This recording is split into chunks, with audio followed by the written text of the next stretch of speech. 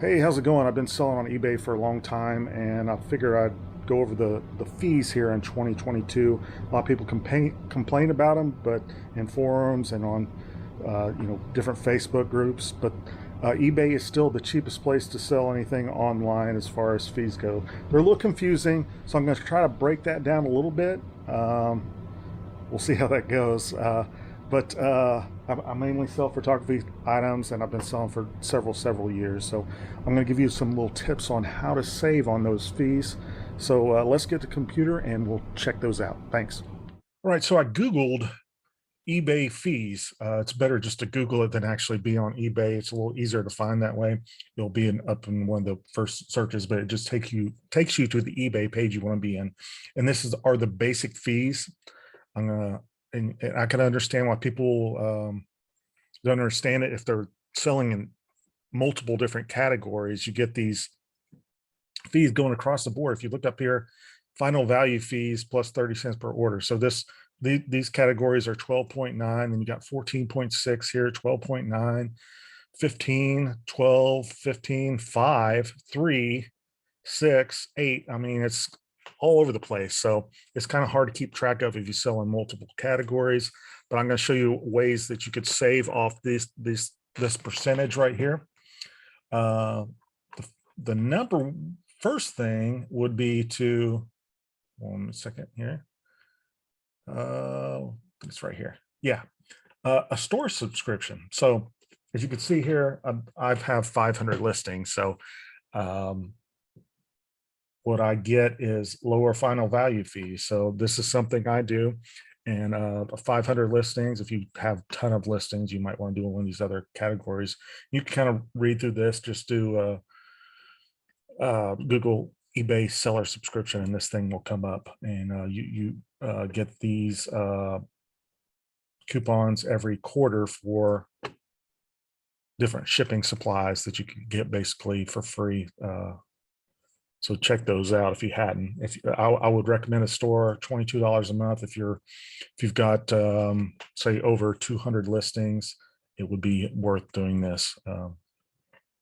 So final value fees are lowered there, and also it doesn't say it on here, but you get. Not sure if that's correct or not. Oh, we'll talk about that in here in a second. So let's see what we got here.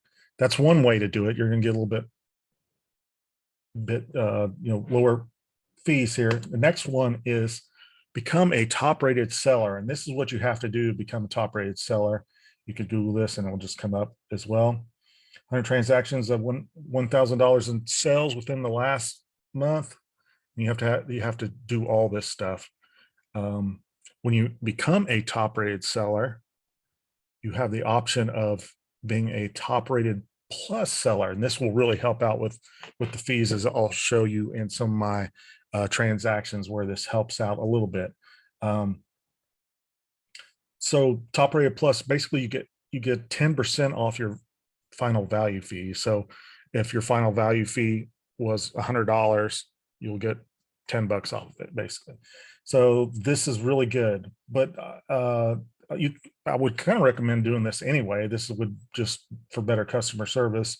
1 day bids handling time, and you have to 30 days free returns.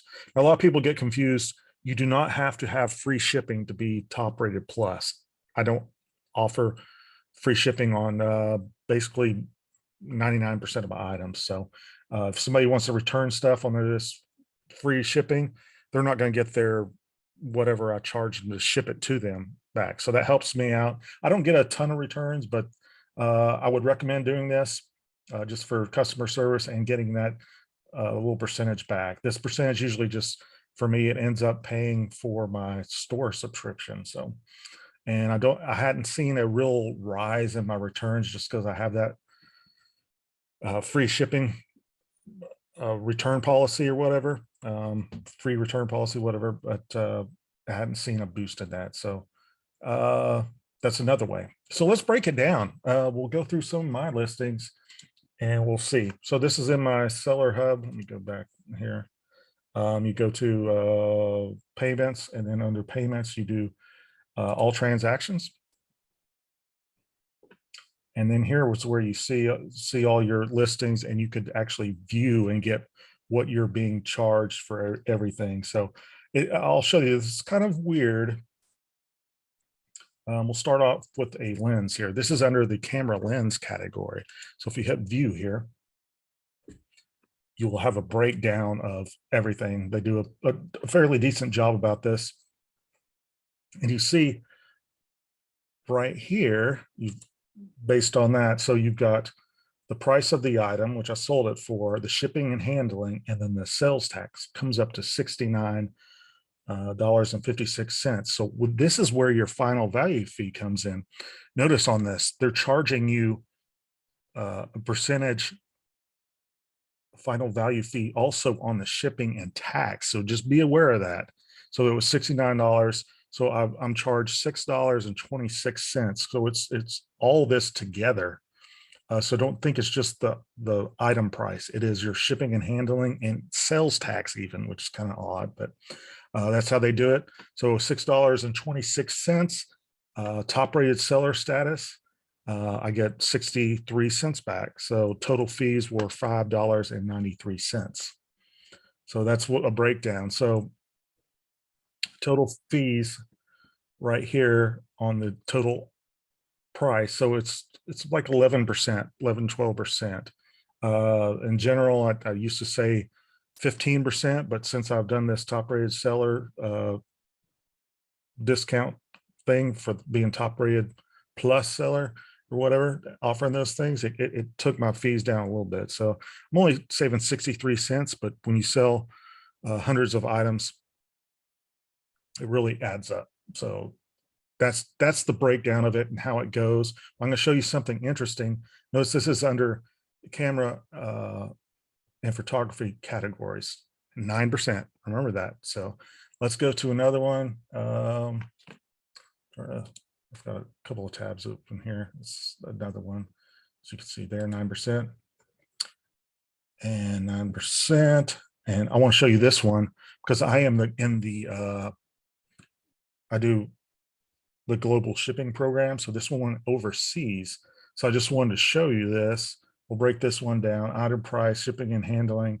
It comes up to, there was no tax in this one, 80.38. There are some states that still don't charge internet sales tax as well. So, so they charged me on this one, 9% still, but check this out. Seller discount, blah, blah, blah. On those global shipping, they charge you an international fee. So I got charged an extra $3 here, just 1.65%. And this is for Canadian address. It might be more for other international ones, but they did not charge me the extra when you do the global shipping. I'm not sure what it was here. It was like astronomical, I'm sure, going through the Kentucky hub there to ship it. So they didn't charge me the extra shipping and handling that they do on that when you're going through the global shipping program. So my fees were $17.89 on a $167 item. That's not too bad, I don't think. So I sold this camera for 150 bucks. I think I don't remember how much I had in it, but so that's an example of that. And we'll go through another one. So this is a camera and it's still under that camera and photo. So let's check out, where is it down here? Where are we? Okay, check this one out. This one's still under camera and photo, you see right here, but it's under a subcategory. Check it out, 12%. Interesting. So this is under the camera strap. So it's like an accessory. So you get charged more under this. So you got to recognize that. So another accessory, bags, they charge 12%, but under camera or lenses, they charge 9%. So it's kind of hard to keep up with all this stuff, but just be aware of it. These camera straps I get, I just take them off the camera. So they're basically freebies to me when I'm selling them, but there's a breakdown of that. You could think that you're only getting charged 9%. And then when you click in here, it's in a subcategory where it's charging you a higher percentage. And I want to go back to that international one. Where was that? Yeah, this one right here. interesting about this is I came across this where I sold something to somebody in Massachusetts, and it came up. I was charged an international fee. It was really low, but I was like, what's up? This isn't international.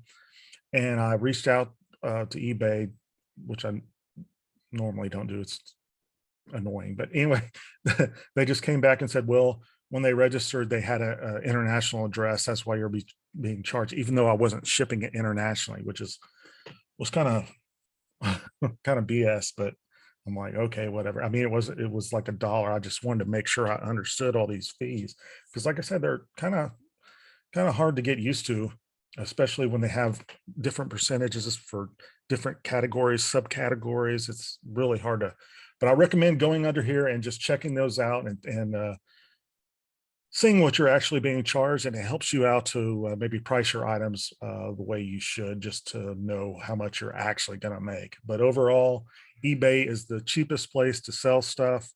I would recommend getting a store, becoming a top rated seller, doing top rated seller plus for your items. Overall, I love eBay. I'm doing it full time. I really enjoy it. And I hope this video was helpful to you. Go ahead and subscribe if you hadn't. And I'll be doing plenty of other videos like this. If you want to check out my store, I'll leave a link for it below. And I'll leave a coupon for 5% off. I always have stuff on sale. So even if it's on sale, we're like 7 to 10% off. You get an extra 5% off. That will help out for tax or whatever. Anyway, thanks for watching.